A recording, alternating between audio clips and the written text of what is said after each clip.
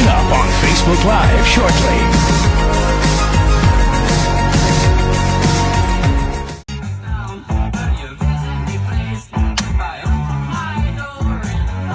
Hey, good morning. Drop Off Light Sports is on a Tuesday without Laney. Laney will be back. Laney will be back tomorrow, definitely. So I got to drive down to Greene County and get him after the show later on today. So Laney will definitely be back tomorrow. Man, we're getting closer and closer to start of school. You know when my kids start school? Seriously. July the 25th. Now, I know this is going to make me sound really old. And frankly, I'm pretty old. I'm 48. There is no way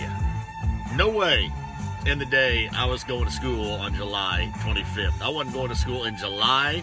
I remember the day when we went back on August the 18th at Eastern Green, and I said, hey, this is way too damn early. August the 18th? It's ridiculous. It's not even Labor Day yet. And I got used to the idea of maybe around the 22nd or the 21st. All right, I can deal with that. But I thought the 18th or anything in the teens in August was early to go back to school. My kids are going back July the 25th. What a load of crap. Load of crap it is. Good morning. Drop Off Light Sports is brought to you by Bobcat of Indy. Jennifer, good morning to you. My man Darren King is on there. Corey Hall says August the 7th for Westfield. I was going to try to fix this, and it's probably going to fall off. Sorry about this, guys. Oh, man, come on. Tighten it up. Hey, look, now you can get... Come on. There we go. I like this better. Let's do that. Anyway, August 7th for Westfield. Yeah, July 25th. You believe that?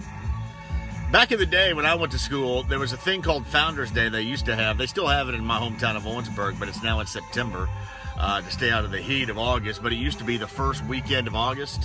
There's no way I would go back before Founders Day. That was always kind of the, all right, now it's about time to go back to school stuff. But July the 25th is when my kids go back.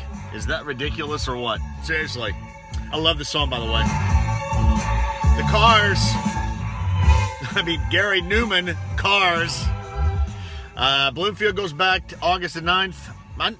What do you need? I think I need to get my kids back down to GC sometime soon here or something like that. That's ridiculous.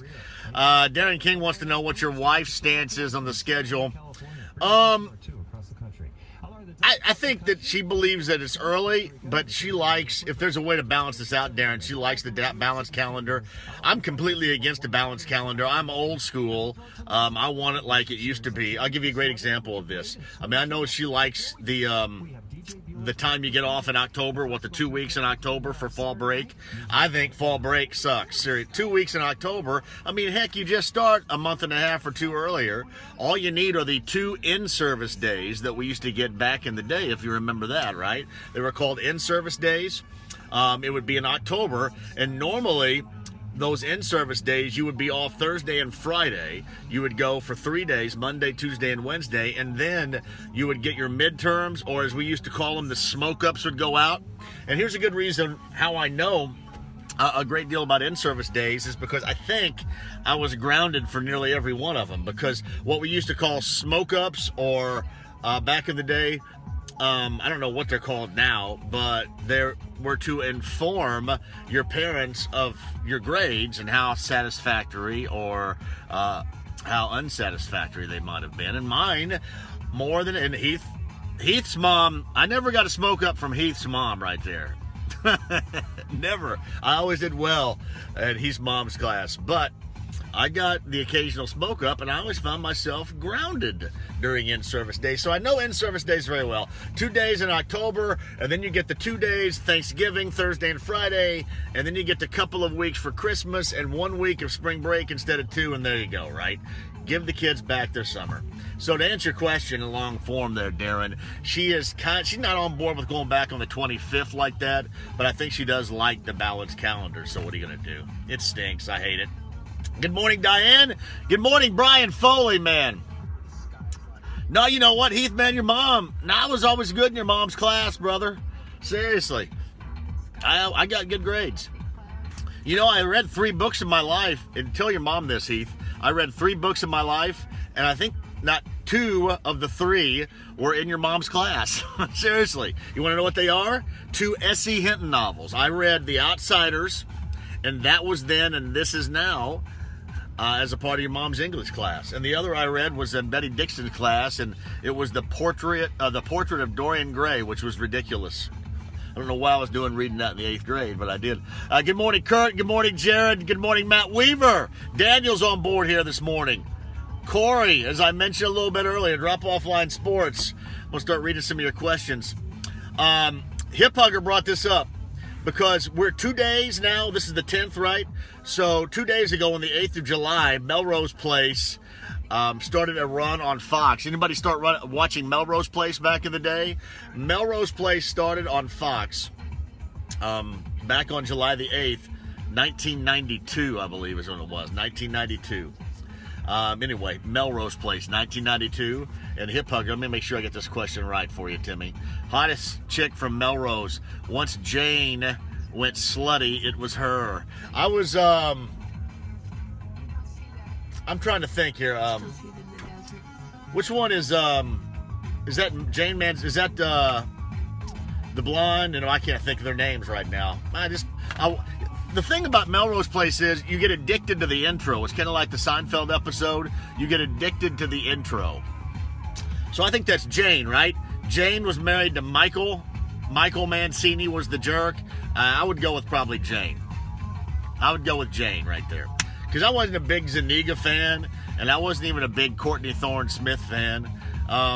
When Heather Locklear was saying, I mean, I liked her. Laura Layton, I like Laura Layton. What do you think? Laura Layton was Jane's sister? Yeah, we'd do that. All right. Good morning, Christopher. That's Matt. Thanks for having Pritchard on and shedding the light of the land situation and the truth. You know what's funny about the land situation and the truth? There's not one person out there that wants to believe it. Isn't that amazing? People don't want to believe it. So he came on with me on Friday, and I just straight asked him. I said, okay, what happened with Lance? Did you guys not want him back? And he said, no, we wanted him back. But he said what we wanted to do was we wanted to use that money to bring in both McDermott and I thought he said McDermott and Evans and maybe, well, anyway, they wanted to use that money, which would not count against the cap, or the money that would count against the cap, to bring in McDermott and Evans. Therefore, the mid-level exception, the $4.5 million, was earmarked for Lance. And he told Lance's agent, and Lance's agent said, well, Lance has been approached by LeBron James, and Lance is going to go to Los Angeles for a similar $4.5 million paycheck, and that was that. So unless he is completely lying to me, completely lying to us, that's how the whole Lance thing went down. But it's amazing because you got so many clowns out there that absolutely refuse to believe it. Refuse to believe it, man. It's amazing. I mean, it really is. But anyway, you check it out, 1070thefan.com. He was really good with us on Friday, and that's something, if you're a Pacer fan, you cannot miss. Josie Bissett, yes, was Smoke. Josie Bissett was Jane in Melrose Place. Good call, guys. Sean Shepard says, Courtney Thorne-Smith was always my favorite on the show. I liked Jane, Josie Bissett, and then I like Laura Layton's character, the red hair, and then it probably went Amanda, which was Heather Locklear, Courtney Thorne-Smith. I'm not a big Daphne Zuniga fan. I wasn't. So, anyway, Corey Hall writes this. Speaking of Revenge of the Nerds 2, I saw that today was its release date. Was that on the beach in Miami, that Revenge of the Nerds 2? Yep, this date. Yesterday in history was the release of the greatest all-time video game, and that was Donkey Kong. Heath, here's a good Bloomfield thing. I learned a lot about how to play Donkey Kong in the old pizza place that has right next to, they used to be next to the park and now is a convenience store. I forget what the pizza place was called, but it was right next to the park. It's now a convenience store. It has been for a long time. I learned to play Donkey Kong, a lot of Donkey Kong in that place. Hip Hugger says Kelly Taylor never stood a chance in Melrose, and no doubt. What about Tori? What about Tori Spelling? I'm telling you, here's what I want you to do right now. Whenever we're done, listen. You can check out my Facebook page. I posted the intro. You remember the first intro to Melrose Place? Because they had like two chicks that lasted about a minute. I don't even know if they lasted a season. I think her name was Amy Locane, a blonde, that was only in season number 1. And then the chick Vanessa Williams that was in New Jack City, if you remember, had a short stint on Melrose Place. But I defy you to watch Melrose Place in that intro and not watch it more than once, man. It's addictive. It is absolutely addictive. Because you love stuff like that. It's like 90210 when you have the music and they all do their intros like, you know what, that, like, their intros with a head. The intro's awesome. Melrose Place, it's on my Facebook page, by the way, if you want to check it out. It's addicting. Rick Clark's asking if I'm hooping tonight. Hey, Rick, only if I can get down and get my kids and get them back. They're down in GC. I got to go get them after the show. So I'm probably 50-50 at best on the fence for hoopage tonight. I'm full scale back next week, but I got to go down and get my kids coming up tonight. And I don't know how long that's going to take, my man. The original Revenge of the Nerds, I did, Bill Kerr, see at the movie theater. Anybody else like this? I can remember, and I haven't seen a movie in a theater. This is a true story. I am approaching the 19-year anniversary of me not seeing a movie in a theater. I have not seen a movie in a theater since, are you ready for this? September 21st, 1999. September 21st, 1999, I saw the Star Wars Episode 1, the Jar Jar Binks one, and I was so scarred by how awful that it was, I never went back. I've not been back to the movie theater since September 22nd, 1999. But prior to that, I was at the movie theater all the time. In fact, I have such a big brain that I remember everywhere I saw a movie. So if you ask me, okay, if you saw that movie at the theater, where'd you see it? I can tell you. And you're right, I'm not missing much, I don't think. My kids have gone. My wife takes my kids. The grandmas take the kids occasionally. I've not been to the movie theater. I mean, I stopped going to the movie theater 7 years before Blake was born. So I've not been. Since September 22nd, 1999. That is a true story. Brian Swafford, good morning. Any questions? I mentioned Kevin Pritchard and the podcast at 1070thefan.com. Daniel wants to know, did I ever see Hollywood Nights? Not only did I saw Hollywood Nights, one of the few. I saw it in 1980 when it was released in theaters. I saw it at the College Mall Cinema in Bloomington, Indiana in 1980. True story. The College Mall Cinema in 1980. Now, I have it in there somewhere. It took it a while to get out, I think, ultimately on DVD. It is one of the most underrated comedies of our generation, the Hollywood Nights. Believe me. And and she didn't play a significant role, but it was, I know Tony Danza was in it. He didn't even have a big role. Normally that's going to scare everybody off, but he didn't have a big enough role for it to really matter. Michelle Pfeiffer, that was her film debut, was Hollywood Nights. But I saw that 1980 inside the College Mall Theater. True story. Corey Hall said, I just took my 2 boys to see the new Jurassic World and I hated paying that much. I don't even know how much you pay anymore. I got to give credit. Blake has seen the Star Wars stuff, the new stuff, because of Sean Williams. Sean Williams always calls me and takes Blake. But not me, man. I don't go. It's just there's nothing that interesting for me to go. Uh-oh. I like this song. Todd Garner says, I'm missing out on almost $4 flat Cokes. I bet I am, man. And no doubt.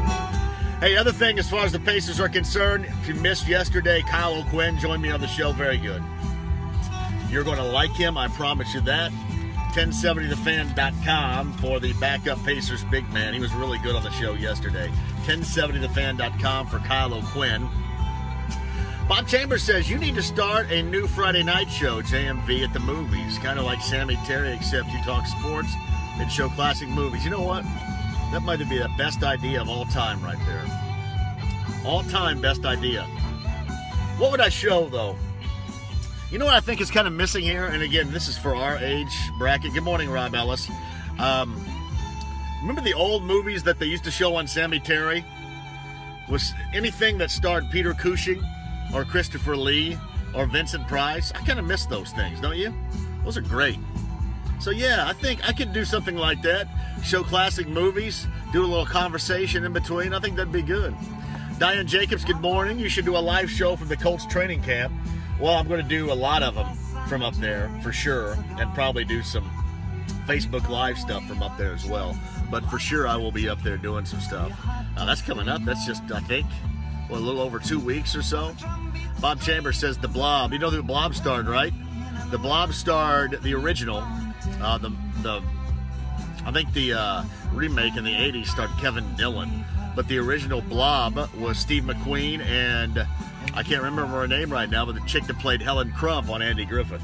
They were the stars of the Blob back in the 50s. Bill Kerr says the old General Cinemas had a $1 afternoon matinee back in the 70s. Shows before 6, yeah.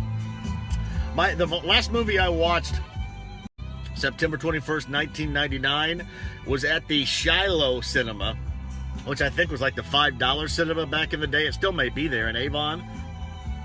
And I saw it in September. It was the Star Wars Episode 1 thing. It opened up in May of that year, and I waited until... Sorry about that. I think my hotspot just... Andy Gibb came on and my hotspot crapped out. Sorry about that. Yeah, I'm watching it right now. It's completely crapping out on me here. I don't know. Did Andy... I should be back now.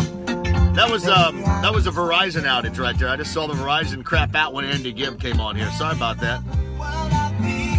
I mean, how can you use service when Andy Gibb comes on? What? I love me a little Andy Gibb, don't you guys? Come on.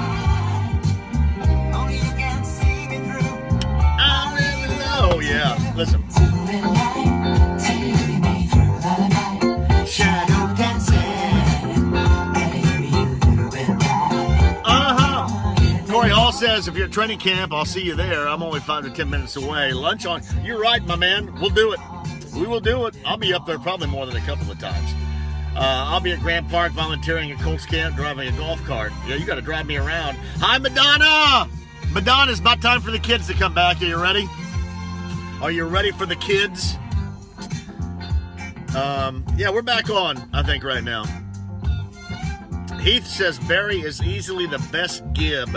Andy tragically had too many demons. Barry was the brain. Who was it?